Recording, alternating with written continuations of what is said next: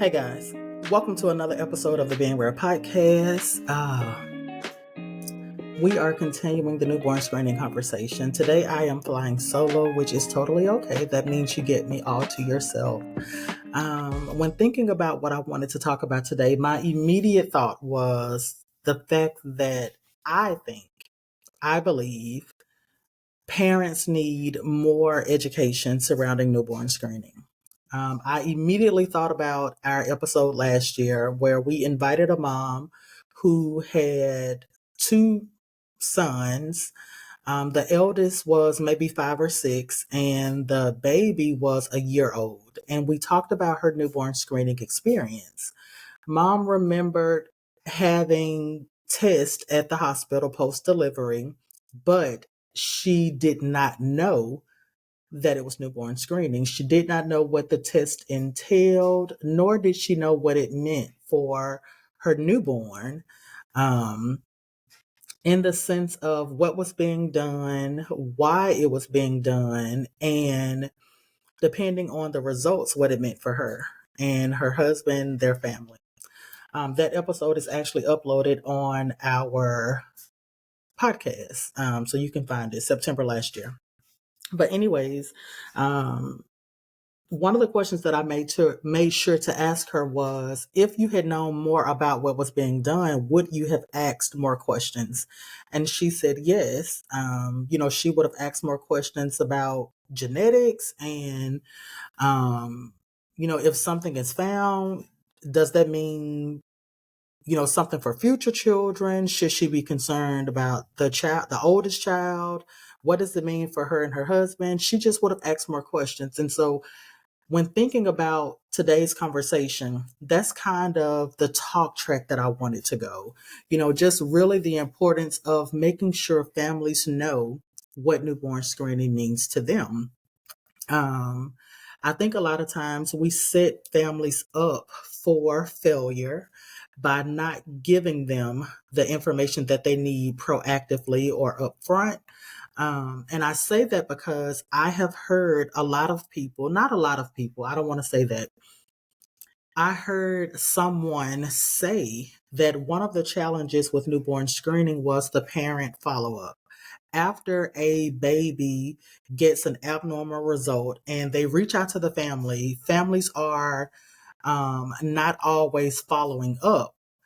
And I believe that in a lot of instances, not every instance, in a lot of instances, I believe families are not following up because they haven't been properly educated on the forefront about what's being done and what it means for them, the importance of following up and what it means for them. And so I think we put a lot of responsibility on parents when it comes to the end result of newborn screening, when our healthcare space has failed in providing the education proactively. We can start talking about newborn screening during the OB phase, during the OB window, while families are still pregnant. We can start conversations about newborn screening, but more often than not, families are being told about newborn screening at the hospital, if at all. So we have to do better. Soapbox, and I'm off of it. Um, I think when I think of newborn screening, and let me just say real quick, because folks will start coming for you in your DM, and excuse the boom. I think they're doing some work at the Arsenal or something, but let me just disclaim that I am not a newborn screening expert. I am not a geneticist or a medical doctor. I am not on the clinical side of healthcare at all. All of my work has been on the administrative side of healthcare, and now I'm a nonprofit leader. I am a fierce advocate and someone who raises awareness about newborn screening because it means something to me. Having had 5 children, 4 who received newborn screening, 1 who did not because of a diagnosis. I talk about it. I raise awareness about it. And so that's that's where all of this is coming from. And so don't come into my DM trying to tell me that I'm not a newborn screening expert. I'm just throwing that out there before we get started. So, anyways, I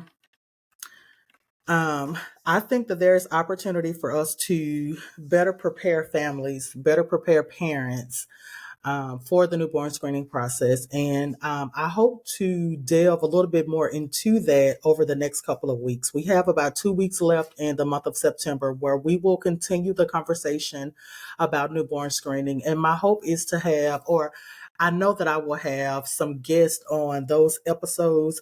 We've actually already confirmed, and I'm not going to talk about who that is or what we're going to talk about, but I hope you'll tune in just, for the rest of September and even past September, but for sure as we continue this newborn screening conversation.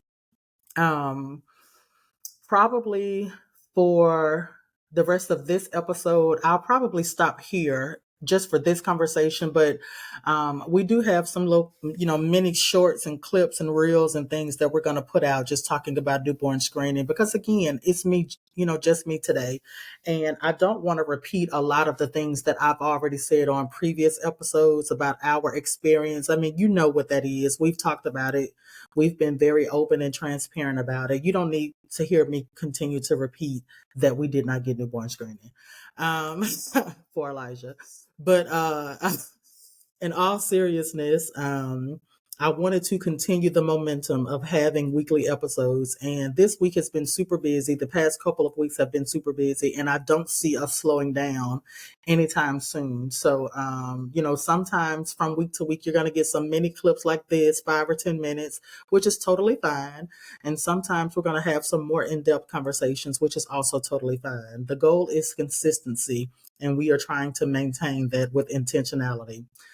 So I am going to close off today's episode. I just wanted to raise that little nugget, my little soapbox about opportunities to raise awareness about newborn screening and making sure families have the tools that they need to make informed decisions. I think we have to really, really make sure that we remove the burden of follow-up off of parents if we have not fully prepared them to carry that burden. And so, I think it all really boils down to due diligence. And I feel myself going in a tangent, so I'm going to just pause right there. If you have not already subscribed to the Being Rare podcast, you can do so on our YouTube channel or anywhere you stream your audio versions of your podcast. You can follow us on social media. We are there at Being Rare Podcast. You can also follow The Real Edwards. We are also, as a family, on all social media platforms. Sarita Edwards. I am LinkedIn and Twitter. You can follow me as well. Just follow all of us because we are amazing and it's worth the follow. So I am going to wrap us up right there. I hope you're doing well. Until the next episode, be rare. Holla. Peace.